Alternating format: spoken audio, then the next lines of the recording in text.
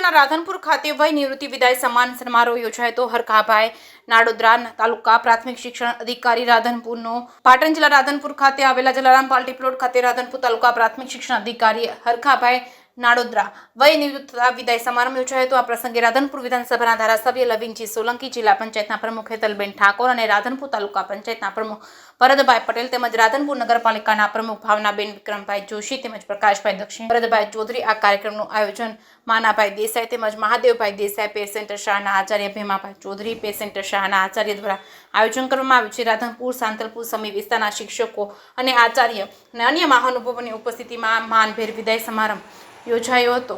જે કેસી ગુજરાતી સાથે મનુ ઠક્કર, રાધનપુર તાલુકામાં એક સારા અને સજ્જન શિક્ષણ અધિકારી આજે વય મર્યાદાના કારણે નિવૃત્ત થયા, એમની કેટલી ખોટ વર્તાશે? હરખાભાઈ નાડોદરા સાહેબ વર્ષો સુધી રાધનપુરને વહીવટી કામ સાથે અમારા બધા પરિવાર સાથે જોડાયેલા છે। એમની કામ કરવાની આગવી કોઠાહૂત પોતાનાપણાના ભાવ સાથે કામ કરે ત્યારે એમણે ઠરેલ માણસ તરીકે લાંબો એમને વહીવટી અનુભવ હતો।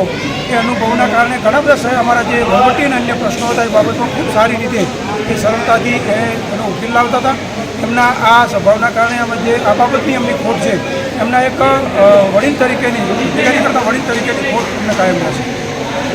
હરખાભાઈ સાહેબ વય નિવૃત્ત થયા દરમિયાન વર્ષો સુધી આ તાલુકામાં એમણે કામ કર્યું છે ત્યારે એમણે શિક્ષણના અલગ અલગ જે ઇનોવેશનના કાર્યક્રમો આવે એ શાળામાં શ્રેષ્ઠ શાળાની વાત હોય, શ્રેષ્ઠ આચાર્યની વાત હોય, શ્રેષ્ઠ શિક્ષણને લગતી બીજી ઇનોવેટિવ પ્રવૃત્તિઓ હોય અને અમને બધાને માર્ગદર્શન કર્યા છે। અને એમણે જ્યારે પણ શિક્ષણનું કોઈ કામ હોય તો ટીમ વર્કથી સાથે મળી અને પોતાના પણ સાથે હું નહીં પણ હમ એ પ્રમાણેના કામ અહીં કરેલું છે।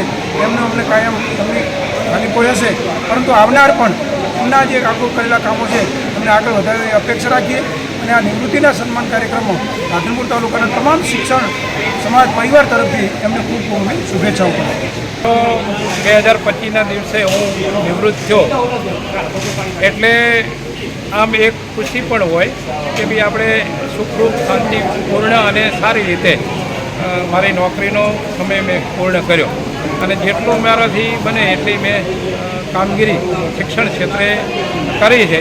અને શિક્ષક મિત્રો મારા આચાર્ય શિક્ષક મિત્રો ખૂબ પ્રેમ આપી અને મારો વિદાય સમારંભનો કાર્યક્રમ પણ એમને રાખ્યો। એટલે સૌને હું ફરીને એમનો આભાર માનું અને આ પત્રકાર મિત્રોનો પણ હું ખૂબ આભાર, મને ખૂબ સહયોગ આપ સર્વ મિત્રોએ કર્યો છે એટલે ફરીને સૌ મિત્રોનો આભાર। તમારો શિક્ષણનો દિવસે તો બીજા શિક્ષકોને અને આવનારા અધિકારીને શું કહેવા માગો છો? હવે શિક્ષણ ક્ષેત્રે તો જેટલું કામ કરીએ ને એટલું ઓછું એમ તો આવનાર હવે સરકારશ્રી દ્વારા તમામ ભૌતિક સુવિધાઓ પૂર્ણ કરેલી છે, તો હવે આપણે બધાએ સાથે મળી અને ગુણવત્તા ઉપર ધ્યાન આપીએ અને જે મારી અનુગામી હશે પણ એના ઉપર ધ્યાન આપે એવી એમની જોડે આપણી અપેક્ષા।